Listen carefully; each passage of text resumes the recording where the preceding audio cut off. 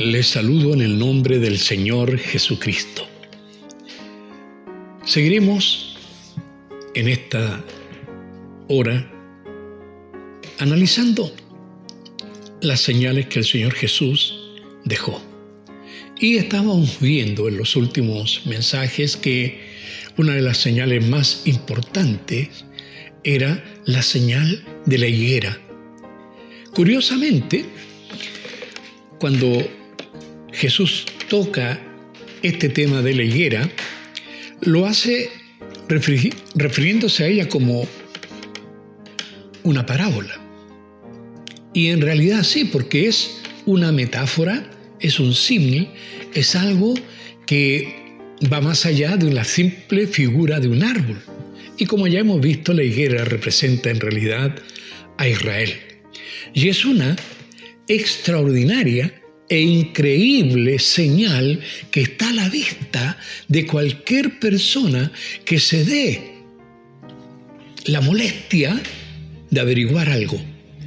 Porque Israel es una prueba tangible de que Dios cumple sus promesas, de que Dios en su justicia castiga aún a los que ama, que Dios en su amor restaura, rescata y mueve todo para hacer cumplir sus promesas a aquellos a quien prometió. Y Dios lo ha hecho con Israel. Las naciones, me refiero al mundo gentil, me refiero a los gobiernos en general, hoy no consideran a Israel como una señal tan evidente del poder de Dios.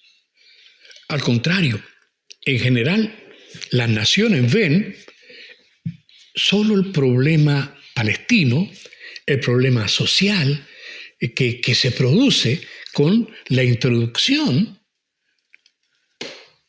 de la nación de Israel en Oriente Medio. La gran mayoría, además, de los gobiernos del mundo y de las naciones están en contra de Israel. Algunos por razones económicas, otros por razones religiosas, otros por razones, ¿qué diríamos?, políticas. Pero también hay razones espirituales. Por eso es importante que como cristianos nosotros no caigamos en el mismo error. El Señor Jesucristo deliberadamente nos pide que estemos atentos a esta señal especial. Una nación entera, un pueblo entero. Es la señal de Israel. Hermanos queridos, a pesar de la diáspora, el esparcimiento de los judíos por todas las naciones, a pesar de la preocupación de los pogroms, a pesar del holocausto nazi, a pesar de la posición islámica en contra de Israel, a pesar de este odio mundial antisemita, contra viento y marea, Israel fue instalado en su tierra, la tierra prometida para Israel, no para otros pueblos, por un Dios todopoderoso que usó todas las circunstancias hasta provocar el hecho de que esa nación, que no era nación, volviera a estar en el lugar donde Dios prometió que estaría. Dígame, ¿acaso eso no es una gran señal? ¿No es una tremenda señal? ¿Por qué muchas veces nosotros que sabemos estas cosas, como que las minimizamos? Como que no proclamamos estas verdades. Hermanos amados, no estoy compartiendo este tipo de mensajes para que nosotros estemos así como saciando nuestra curiosidad humana de saber qué es lo que viene, de adelantarnos al porvenir y por lo menos tener esa satisfacción propia de conocer algo más, porque tenemos a veces comezón de oír No es la idea. Es cierto, hermano. Esto tiene un propósito, porque el Señor dice que cuando estas cosas empiezan a suceder, porque son señales, hermanos, señales que me van advirtiendo, como ya hemos visto en otros mensajes, esta señal de Israel es una de las señales más potentes de que la promesa bendita de Jesucristo, de su retorno a este mundo, a reinar y a juzgar, se va a cumplir pronto, pronto, ya viene.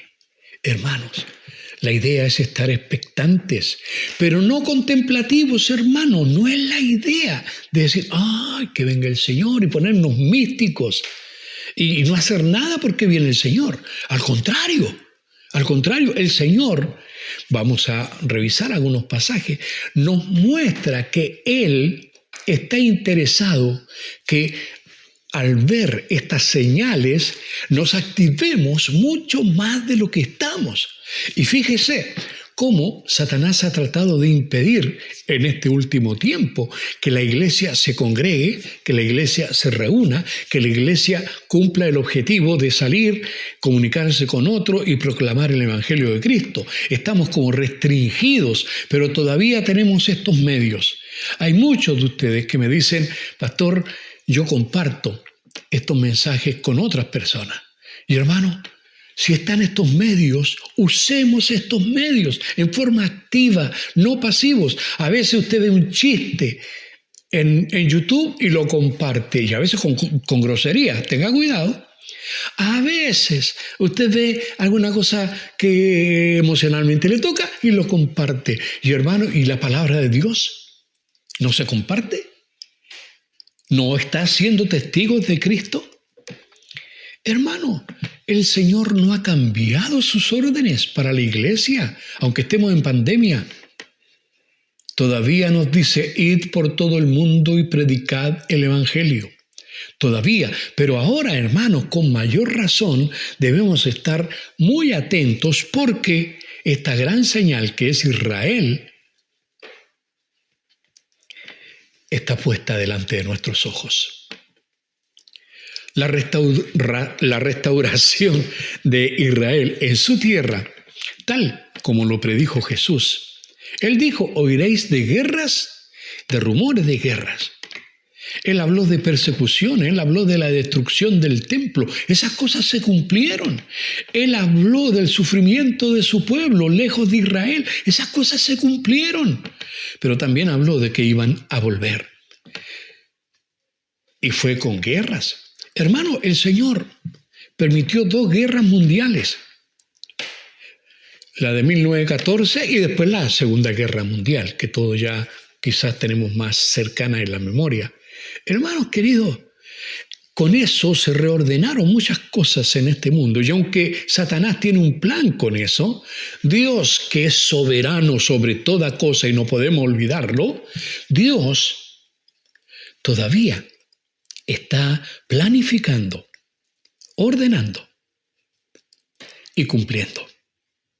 Y lo está haciendo con Israel. Costó, costó.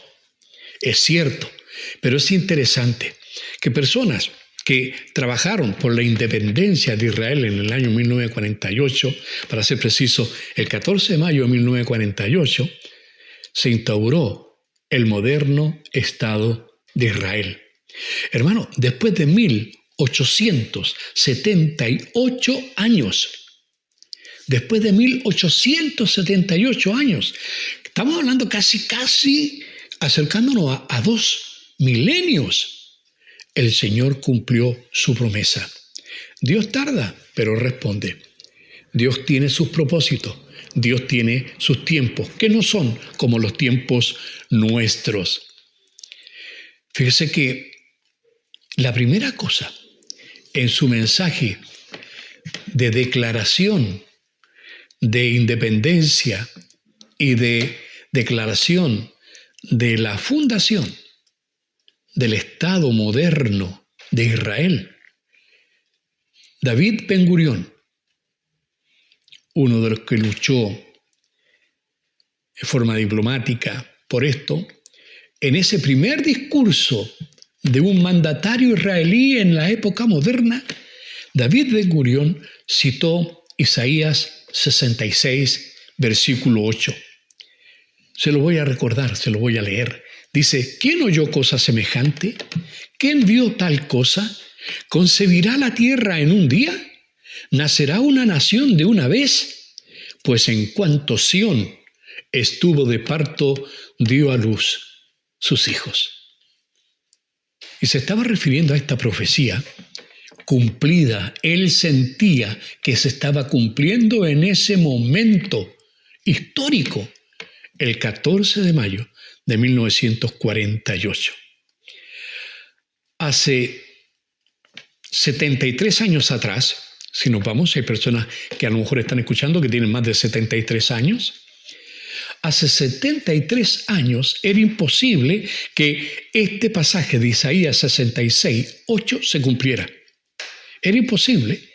¿Por qué? Porque Israel no era nación.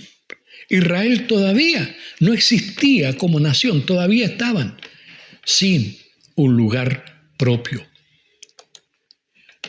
La primera guerra fue esa guerra de la independencia. El Señor dijo, oiréis de guerra, rumores de guerra. Hermano, hoy día ese es el estado, la situación en relación a Israel. La segunda guerra importante, unos pocos años después de su independencia, no pasaron ni 10 años, y otra guerra más o menos grande. La guerra del Canal de Suez en el año 1956. Egipto, que estaba siendo gobernado por una especie de monarquía anterior, sufre un golpe de Estado dirigido por un militar llamado Gamal Abdel Nasser. Y en el año 1962, este hombre encabezó un golpe de Estado contra el gobierno del rey, el rey Farouk I, e implantó en el país, me refiero a Egipto, lo que ellos denominaron el nacionalismo socialista árabe. Escúcheme bien estas palabras. Nacionalismo socialista, ese tipo de unión, es lo mismo que decir nazi, Partido Nacional Socialista. Hay que tener cuidado, hermano, y mirar un poco la historia y un poco más abajo. ¿Cuáles son las políticas que mueven a las naciones? Nasser se preparó, compró tanques a Checoslovaquia, reconoció el Estado de la República Popular China, lo reconoció como nación válida para ellos, en ese tiempo estaba todo en duda, y aprovechando todo eso se, recurrió a estas instancias para comprar tanques, para comprar aviones, para comprar armamento bélico. Y nacionalizó, cuando ya se vio más poderoso, nacionalizó el Canal de Suez. ¿Por qué digo eso? Porque hasta ese momento el Canal de Suez, con el permiso obviamente de Egipto, que era el dueño de ese territorio, estaba siendo abierto, porque esto no estaba abierto, se hizo ese canal con el aporte económico de Francia y de Inglaterra. Pero ahora se rebela Egipto y nacionaliza ese lugar. ¿Qué implicaba eso? Implicaba que ahora Inglaterra tenía que dar la vuelta entera por en torno al África para llegar a la India, donde tenía muchos intereses. Significaba un abuso de poder por parte de Egipto. ¿Qué significaba para Francia? La misma cosa. Su economía se afectaba porque habían invertido muchos recursos, porque ellos pusieron los recursos, ellos hicieron las obras. Hermanos, Israel también se vio afectado porque en Eilat ellos tenían un puerto, y un puerto marítimo importante para Israel, sobre todo para esta nueva nación que estaba tratando de crecer, todavía ni llegaba a la adolescencia. Tenía 8 años de haber nacido la nación de Israel, y ya va a esta otra guerra. Ya tuvo una guerra contra todos los palestinos en el año 48, cuando se instauró. Ahora, en el año 56, otra guerra que perjudicaba los intereses económicos y la seguridad del Estado de Israel. Resultado final, hubo un triunfo de Inglaterra, Francia e Israel, que en esta ocasión trabajaron juntos en esta guerra contra los países dirigidos por Egipto y por Nasser. En el año 67 aparece la Guerra de los 6 días. Yo recuerdo muy bien esa guerra. Yo era un estudiante y recuerdo cómo nos poníamos a escuchar las noticias en la escuela y dibujamos en el pizarrón las posiciones de las tropas y todo lo que estaba pasando, y nos parecía increíble que Israel pudiera ganar. Nosotros creíamos que iba a ser destruido completamente. En ese tiempo, este hombre que está aquí no creía en Cristo. En ese tiempo, yo era antijudío, era antisemita. Culpaba de todos los males a los judíos, como tanta gente. Yo bendigo el nombre del Señor. 2 años después todo esto cambió para mí. Cuando en el año 1969, siendo un ateo, esta es una historia que podría contar algún día, siendo un ateo, tuve un encuentro personal con este Jesús de las Escrituras, con este Jesucristo que es Señor, Rey, sacerdote y Dios.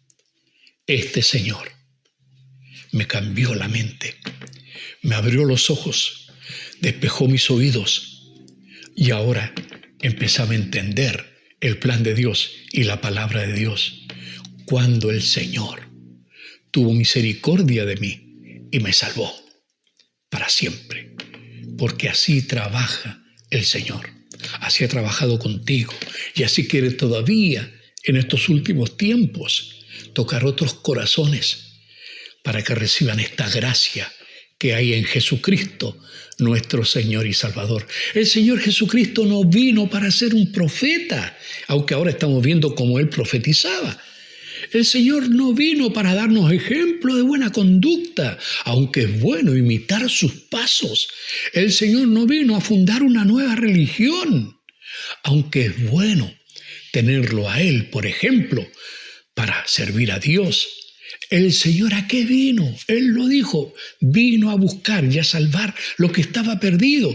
Vino a rescatar a hombres que como yo y como usted, personas que no creíamos o que creíamos así a nuestra manera hasta que empezamos a creer a su manera por la gracia de Cristo. Él fue la salida, Él fue el refugio, Él fue el medio para salvación y lo sigue siendo. Y este Señor Jesucristo, y lo digo así con énfasis, Señor, este Señor nos pide que estemos atentos a sus señales y deja la principal señal, la vida del pueblo de Israel. Poned los ojos en la higuera, mira lo que está pasando, mira lo que sucede. Ninguna cosa que pasa en Israel nos es ajena a nosotros, los creyentes, porque ninguna cosa que pasa en Israel le es ajena al Dios de Israel y al Dios de la iglesia. Por eso, hermanos, debiéramos estar involucrados no solo espiritualmente, no solo intelectualmente, sino que debiéramos estar involucrados en el plan de Dios en forma práctica. Si se nos dice ir por todo el mundo y predicar el Evangelio, hay que hacerlo. Ay, que estamos contrañidos, usa los medios que tenemos. Ay, es que yo no sé cómo hacerlo. Oiga, comparte lo que otros te dan. Pero cumplamos nuestra labor como iglesia. ¿Estos son los medios actuales? Hagámoslo. Pero hermano, ¿por qué son tan populares en los medios? Las páginas anti Dios, ¿por qué son tan populares? porque se comparten. ¿Por qué la gente es capaz de aglutinarse y ponerse de acuerdo sin que nadie se dé cuenta? Y aparecen multitudes para hacer actos impropios. ¿Por qué? ¿Y por qué la iglesia no puede usar esos medios? ¿Por qué usted pierde más tiempo en Facebook, en YouTube, por asuntos triviales? Mira, úsalo para la gloria de Dios, úsalo para la gloria de Cristo, úsalo para el avance del Evangelio. Amado hermano, yo no estoy en contra de los medios. Yo estoy a favor de un buen uso de los medios.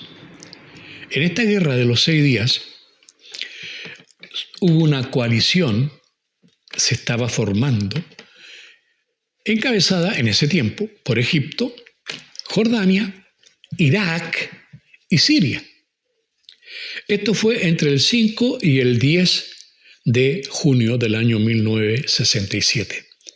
Al terminar esta guerra, Israel dominaba la península entera del Sinaí, la franja de Gaza, Cisjordania, Jerusalén Este, incluyendo la Ciudad Vieja, y los altos o las alturas del Golán. La otra guerra posterior fue la guerra de Yom Kippur, una guerra asombrosa. Egipto y Siria lanzaron una ofensiva al unísono, simultánea, por sorpresa, contra Israel. ¿Y cuándo lo hicieron? Cuando Israel estaba más desapercibido. Esperaron que llegara la festividad judía del Yom Kippur, el 6 de octubre de 1973. Y entonces ellos traspasaron las fronteras que habían en el Sinaí, eso lo hizo Egipto, y las fronteras que estaban en la altura del Golán, eso lo hizo Siria. Ese era el territorio conquistado por Israel durante la Guerra de los 6 días en el año 1967. Ahora, hermanos, lo más interesante de todo, por eso teníamos hoy día una lectura bíblica en los Salmos, el Salmo 83, las naciones que se describen siendo parte de estas guerras que ha tenido Israel y que todavía va a tener. Sí, Señor, todavía van a haber más guerras ahí. Estas naciones que se describen son parte de una idea de exterminio contra Israel. Y son todas las naciones que están alrededor o que tienen alguna frontera con Israel. Hoy en día, Salmo 83, por ejemplo, del 6 al 8, muestra eso. El resto del Salmo es una oración de gratitud por la victoria de Israel. El resultado de la guerra en realidad no se menciona, pero obviamente si hay un cántico de gratitud, hay un salmo proclamando victoria, es porque habrá triunfo. Y sabemos que al final de todas estas guerras, porque todavía faltan algunas, hasta que Israel se sienta seguro. Y después usted sabe que viene otra guerra, la guerra de Gog y Magog. En alguna ocasión lo hemos compartido.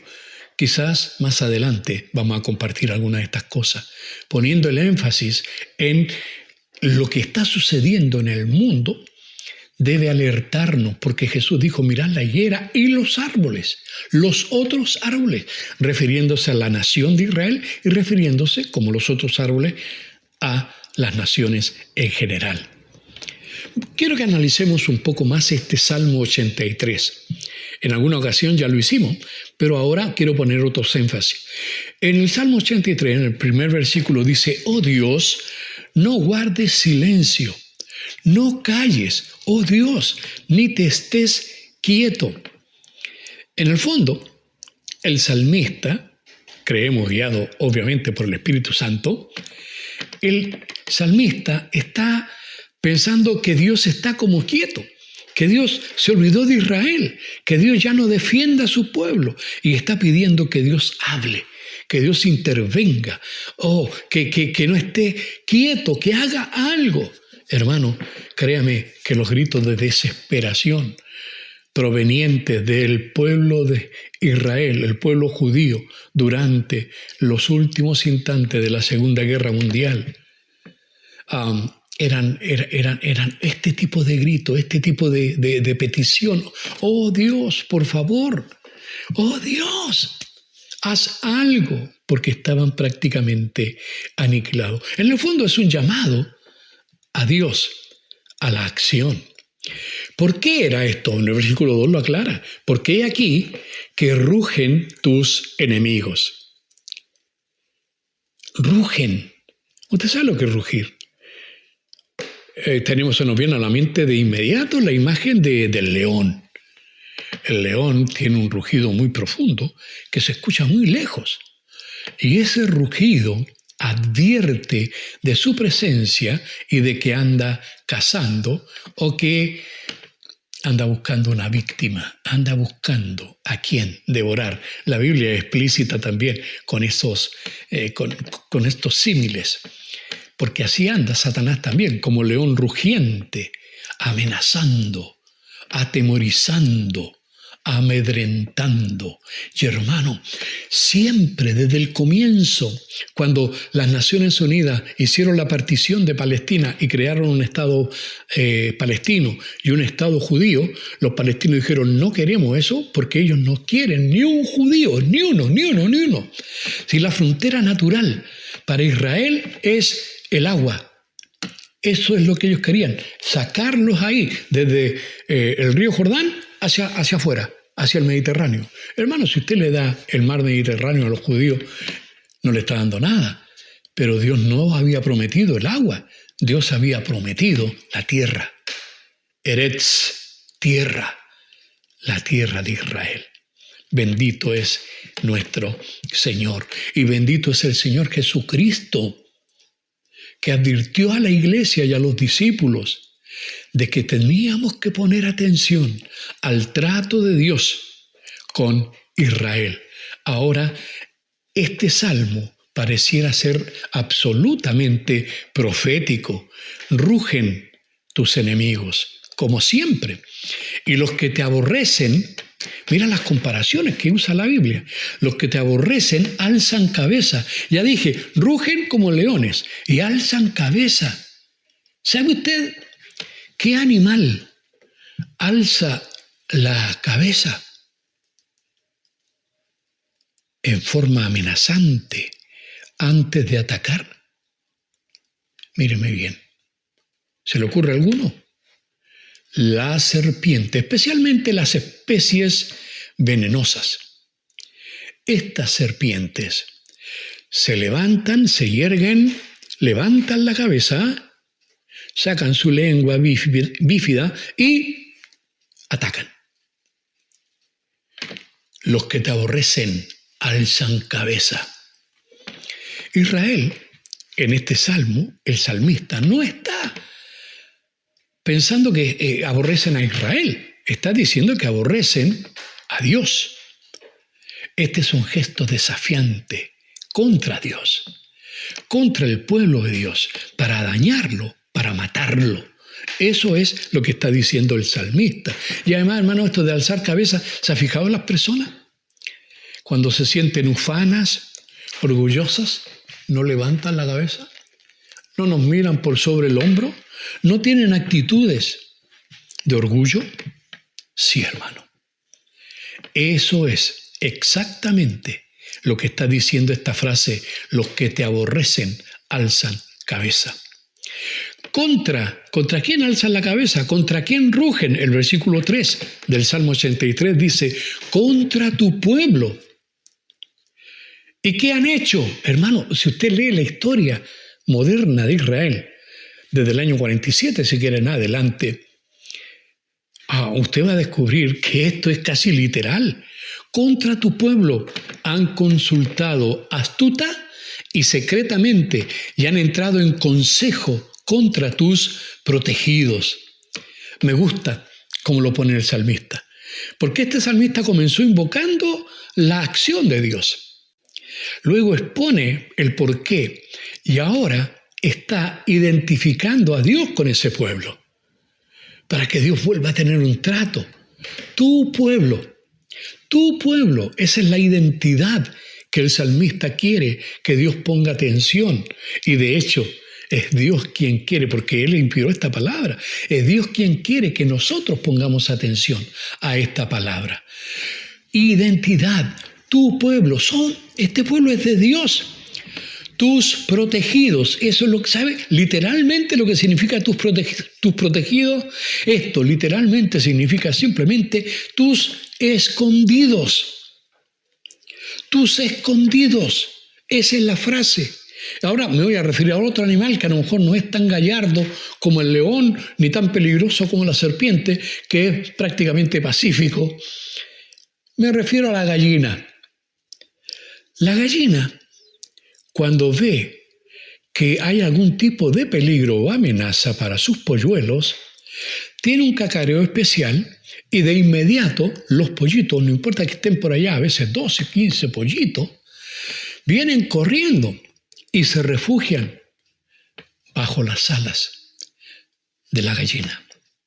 Y cualquier depredador, ya sea un zorro, ya sea una huiña, ya sea un ave rapaz que quiera tomar un pollito, no va a poder, porque están protegidos, están resguardados, están escondidos. Esa es la palabra.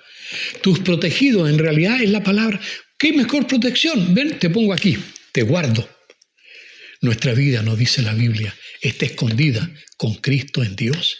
Está protegida por Cristo en Dios. Me gusta mucho, y usted lo sabe, lo repito en muchos mensajes, esta expresión. Pero ahora voy a cambiar un poco. Y es cierto que voy a citar también a Colosenses, pero el capítulo 3, versículo 3, dice esto: porque habéis muerto y vuestra vida está protegida. Vuestra vida está escondida con Cristo en Dios. Gloria sea al Señor Jesús. Gloria sea al Padre, que así lo dispuso. Hermano, estas verdades no solo hay que creerlas aquí en la mente o sentirlas en el corazón, hay que vivirlas. ¿Estás refugiado en Él?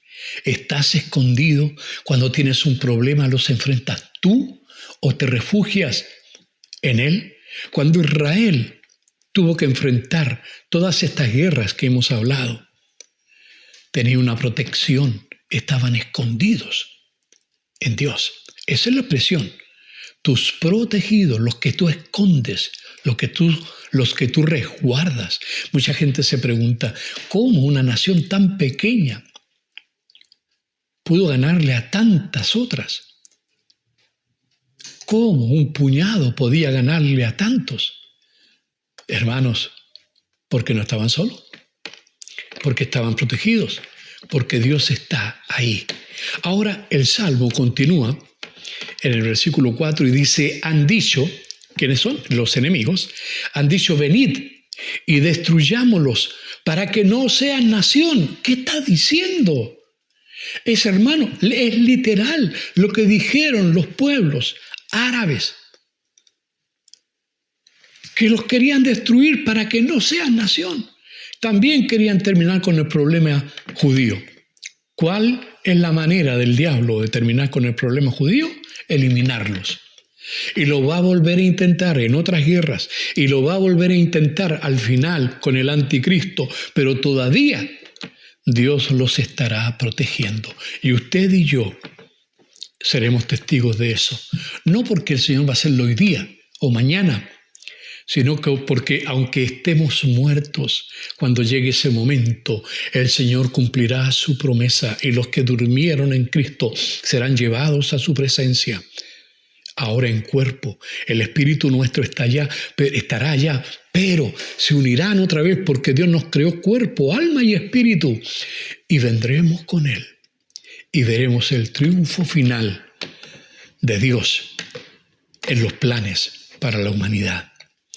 Hermano, Termino el Salmo 83, versículo 4. Han dicho, venid y destruyámoslos para que no sean nación y no haya más memoria del nombre de Israel. Quieren borrarlo del mapa.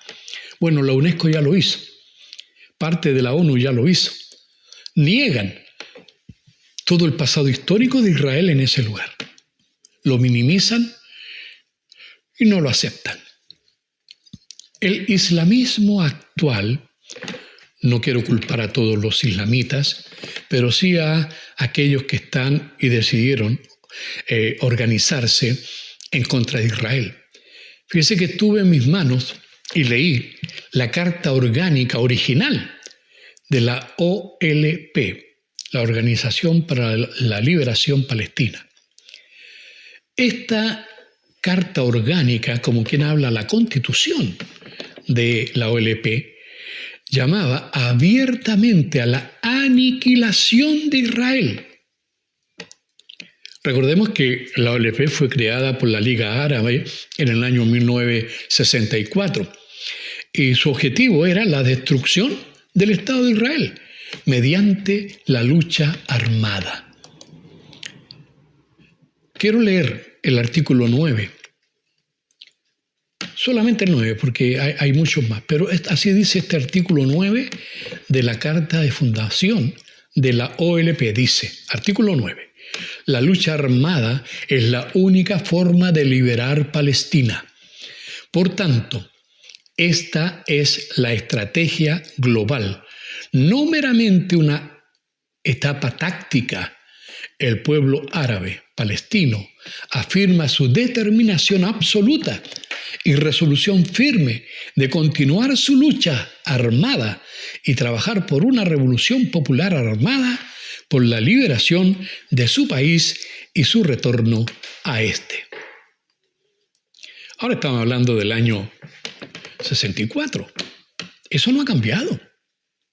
Fíjese, otro líder muy importante, a mí me llamó la atención, pero esto pasó en el año 2012, el expresidente de Irán, Mahmoud Ahmadinejad, nombre raro, el 24 de septiembre del año 2012, según los medios de difusión de noticias, dice, el presidente iraní Mahmoud Ahmadinejad dijo el lunes que Israel no tiene raíces en el Oriente Medio y sería eliminado. Oiga, eso que la ONU le había advertido, por favor, guarde su lenguaje, porque estaba por comenzar la Asamblea General Anual de las Naciones Unidas, y ese lenguaje era con fuego. Sin embargo, él igual nomás lo dijo, no tenía ningún temor. Sigamos leyendo Salmo 83:5 ahora. Porque se confabulan de corazón a una. Se confabulan. Luego dice, contra ti han hecho alianza. Es decir, están planificando, conspirando constantemente. Uno ve y dice, bueno, ahí están como en paz. Nunca estarán en paz hasta que terminen estas guerras de la restauración total de Israel. Los enemigos se unen a pesar de sus diferencias. Fíjese que Herodes y Pilato no se llevaban para nada bien, pero curiosamente se unieron en contra de Jesús. Los fariseos y los saduceos no se llevaban para nada bien, sin embargo se unieron contra nuestro Salvador, el Señor Jesucristo. Los enemigos se unen a pesar de todas sus diferencias, porque el odio es superior, el odio de Israel. Versículo 6 del Salmo 83. Las tiendas de los edomitas y de los ismaelitas, y aquí comienza una relación de todos estos pueblos. ¿Cuáles son estos pueblos? Lo primero que nos dice, si uno estudia la Biblia, que Edom es lo mismo que decir Esaú. Y Esaú fue hermano de Jacob, descendiente de Abraham, hermano de Israel. El otro, los ismaelitas, era Ismael, hijo de Abraham y de Agar, la mujer egipcia, la esclava. Hermano, en el fondo es una guerra entre consanguíneos. Habla también en el versículo 6 la tienda de los edomitas, de los ismaelitas, Moab y los agarenos. Recordemos, Ruth, antepasada de David y de Jesús. Ruth era antepasada de David y obviamente, digamos, también era antepasada de Jesús. Y ella era de Moab, ella era moabita. Y por amor,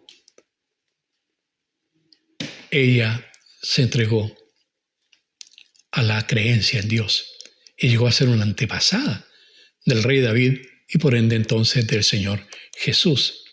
Sigue diciendo en el versículo 7, mencionando otras naciones, Gebal, Amón, Amalec, los filisteos y los habitantes de Tiro.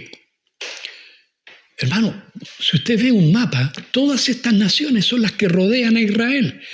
Gebal era una ciudad fenicia, es decir, de la parte de la costa del mar Mediterráneo. Israel estaba más bien desde la costa hacia el monte.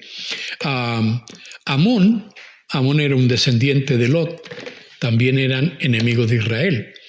¿Recuerdan un pasaje ahí en Nehemías? En el capítulo 2, versículo 10 dice, pero oyéndolo Sanbalat, horonita, y Tobías, el siervo amonita, les disgustó en extremo que viniese alguno para procurar el bien de los hijos de Israel. ¿Sabe, hermano?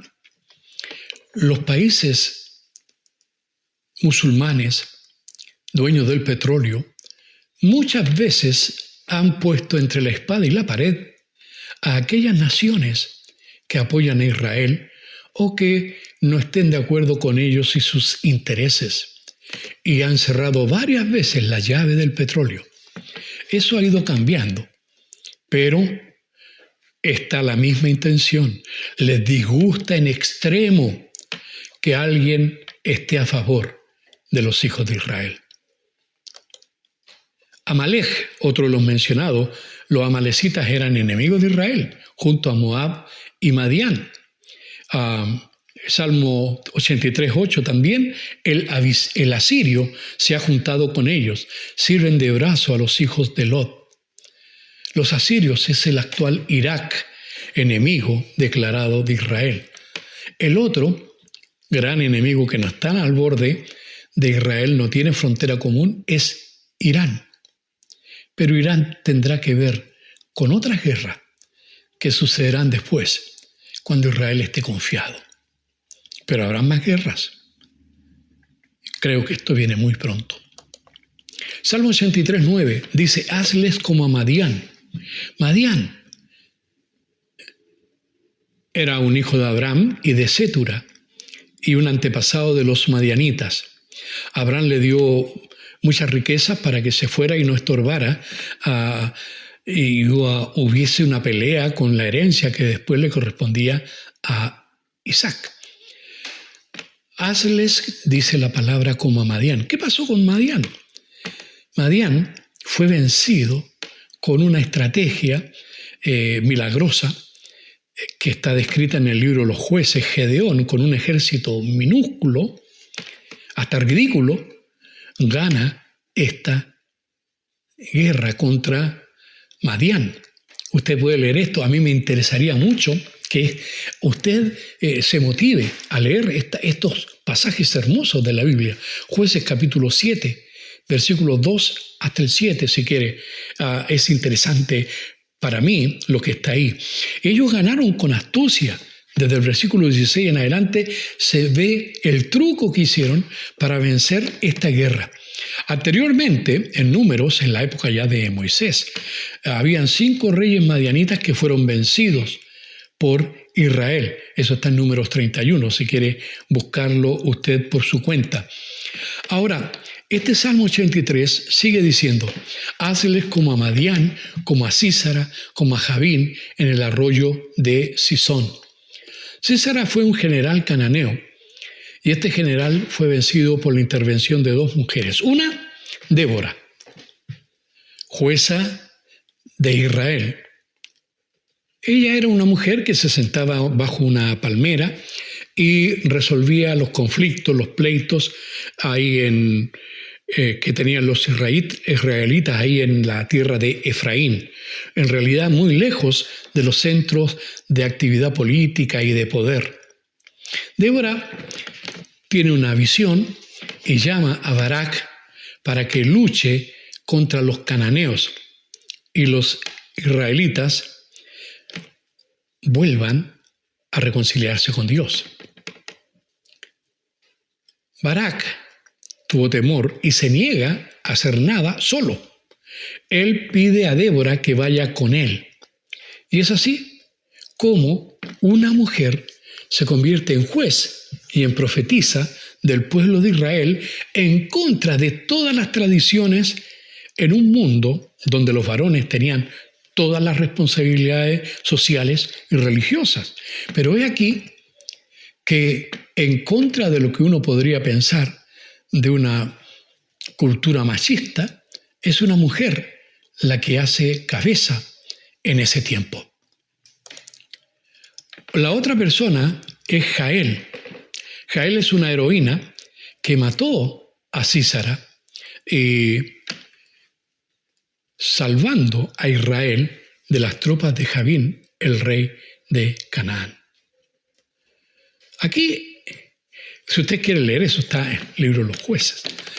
Hay un curioso símil actual, pero no tan actual en realidad. No sé si usted recuerda a una mujer llamada Golda Meir. Golda Meir fue primer ministra israelí en la década o en los años de 1967 hasta 1974. En el año 73 tuvo su intervención más importante como primer ministra. La parsimonia militar confundió y contagió a todo el alto mando y al ejecutivo que ella presidía en Knesset, en Israel. Ella misma mantuvo una reunión secreta en Jerusalén con el rey de Jordania, Hussein I. El rey de Jordania se apersonó especialmente para prevenir a Golda Meir y a Israel de una inminente guerra sorpresa. Pero Golda Meir dudó de sus intenciones, dijo, ¿qué pretenderá este hombre? Y no le hizo caso.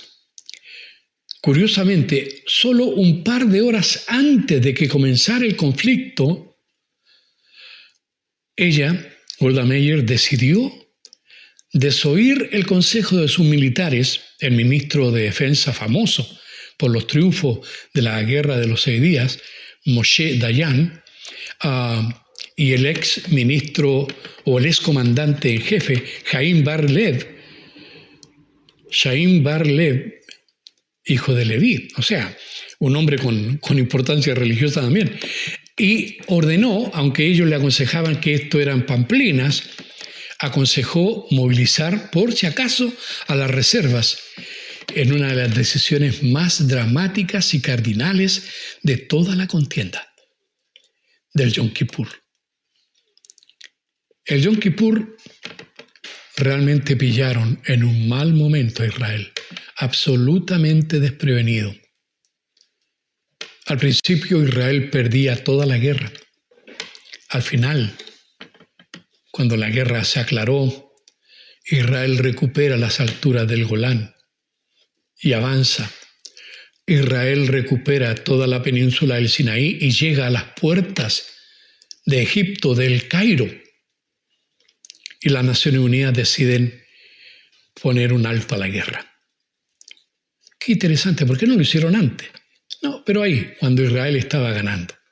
Hermanos, y eso fue algo muy especial. Una salvación grande por 2 mujeres.